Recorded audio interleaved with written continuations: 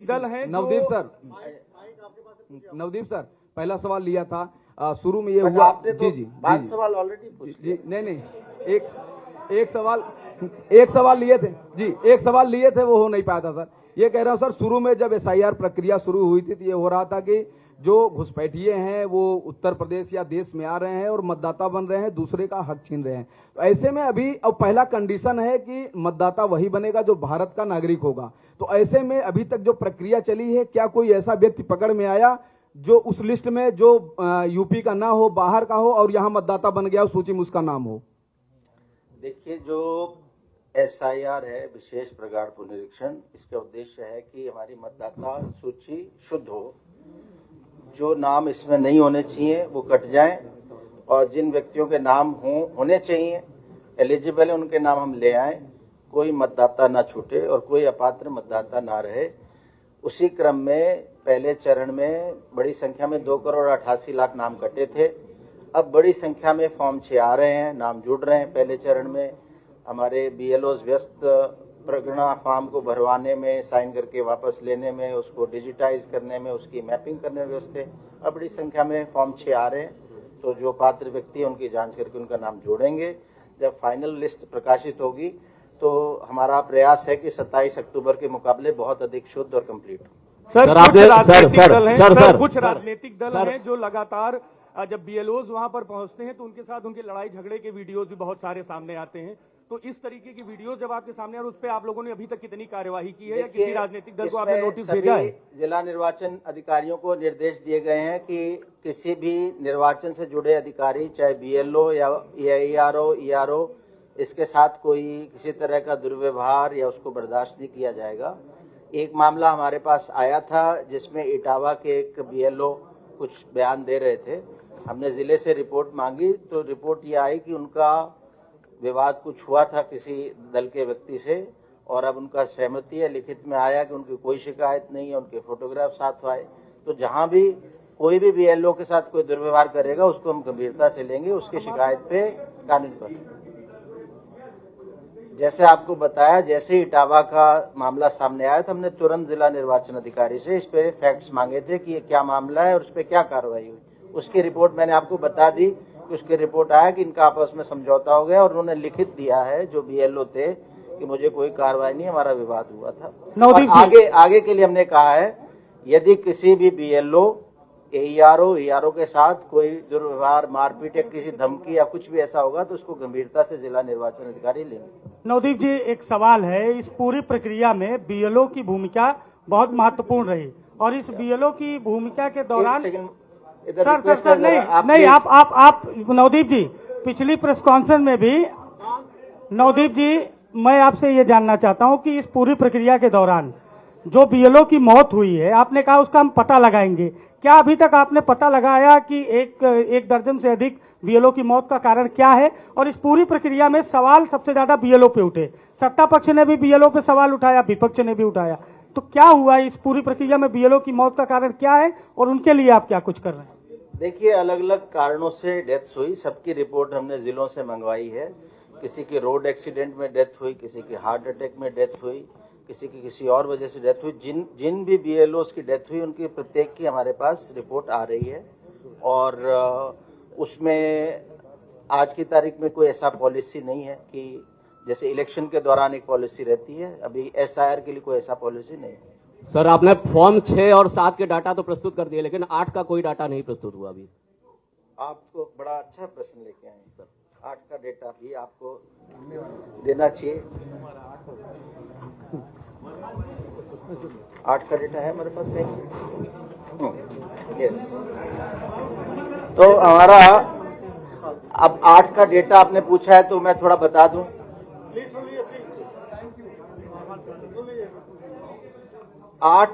Form 8 4 वजहों से भरा जाता है। पहली तो होता है कि संशोधन, आपकी फोटो, नाम, रिलेशनशिप का नाम, आयु, जेंडर, एड्रेस, मोबाइल जुड़वाना, ऐसा कुछ करेक्शन कराना तो फॉर्म 8 भरा जाता है। दूसरा है आपका एड्रेस बदल गया, शिफ्ट हो गए एक जगह से दूसरी जगह, तो शिफ्ट कराने के लिए भी फॉर्म 8 भरा जाता है। तीसरा है कि अगर कोई फिजिकली चैलेंज है उनको ये बात इलेक्टोरल डेटाबेस में डालनी है ताकि इलेक्शन के दिन उनको कोई मदद मिल सके, उसके लिए भी फॉर्म 8 भरा जाता है। और चौथा, मोबाइल नंबर के लिए जोड़ने के लिए एक और हाँ, चौथा है कि किसी का अगर एपिक कार्ड खो जाए, डैमेज हो जाए, उसकी रिप्लेसमेंट के लिए भी फॉर्म 8 भरा जाता है। 4 कारणों से भरा जाता है। कुल मिला के हमारे ये फॉर्म 8 आए हैं 9,50,498, 9,50,498, और पिछले दिनों में इसकी संख्या में भी इजाफा हुआ है। अगर हम 5 फरवरी की बात करें तो 59,840 एक ही दिन में, लगभग 60,000। तो एक अच्छा निशान इसलिए है क्योंकि अभी भी मतदाता सूची में हमने ड्राफ्ट में देखा कमियां थी, तो लोगों को हम बार बार कह रहे हैं कि आप इसको पढ़ के जो भी करेक्शन कराना हो वो करा लें ताकि फाइनल वोटर लिस्ट में आपकी फोटो, नाम, सब कुछ बिल्कुल सही है। सर एक सवाल मेरा है आपसे।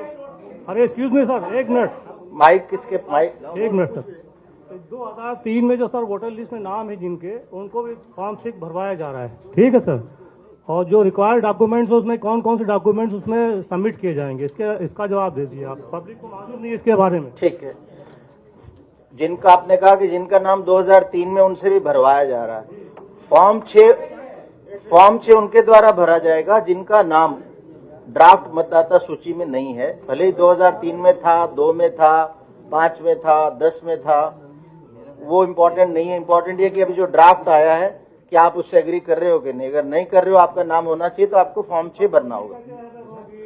और दूसरी बात जो आपने कही कि उसके लिए क्या डॉक्यूमेंट देने, जब भी फॉर्म 6 भरा जाता है 2 उसमें डॉक्यूमेंट्स लगते हैं। एक होता है आपका एज का प्रूफ, जिससे पता चल सके कि आप 18 साल से ऊपर के हैं। दूसरा होता है एड्रेस प्रूफ, जिससे पता लगे कि जहां का आप बनना चाहते हो वोटर, वहां आप सामान्य रूप से निवास कर रहे हो। और एसआईआर में अतिरिक्त रूप से आया है घोषणा पत्र, जिसमें आपको मैपिंग करनी है पिछले एसआईआर यानी 2003 की फाइनल वोटर लिस्ट से। ये तीनों चीजें करने से फॉर्म 6 अगर ये कंप्लीट है, अगर किसी वजह से मैपिंग नहीं हो पाती, 2003 में नाम नहीं है, स्वयं का, पिता का, माता का, दादा का, दादी का, नाना का, नानी का, किसी का भी नाम नहीं है, तो 13 डॉक्यूमेंट्स की एक लिस्ट है, उसमें से कोई एक डॉक्यूमेंट देंगे तो फॉर्म 6 कंप्लीट।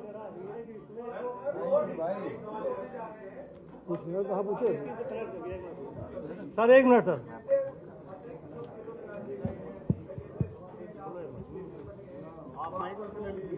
देखिए, अभी तो एसआईआर पे आई थिंक आप कंसंट्रेट करें, काफी लोग जानना चाहते हैं एसआईआर के बारे में।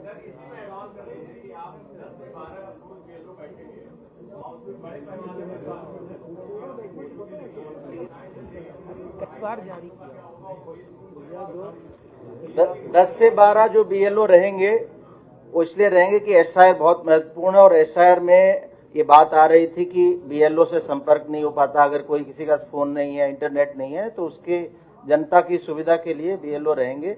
और कुछ समय के लिए हम इसको रखेंगे, जब आवश्यकता नहीं होगी तो इस 10 से 12 का अवधि का जो रहना है उसको हम हटा देंगे। नवनीत सर, एक माइक।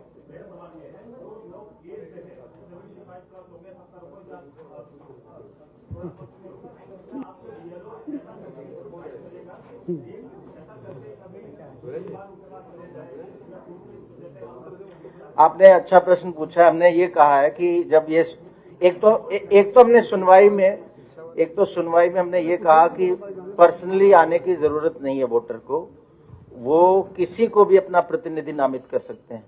तो जैसे ओल्ड एज के हैं या कहीं लोग बाहर गए किसी समय इमरजेंसी में, वो नहीं जा पा रहे उस डेट को, तो किसी को भी, अपने रिलेटिव नहीं, किसी को भी वो अपना रिप्रेजेंटेटिव बना के वहां भेज सकते हैं। दूसरा, बीएलओस को भी कहा गया कि आप अपलोड कर लो डॉक्यूमेंट्स उनके, तो उनकी जो सुविधा को ध्यान में रखते हुए ये निर्देश।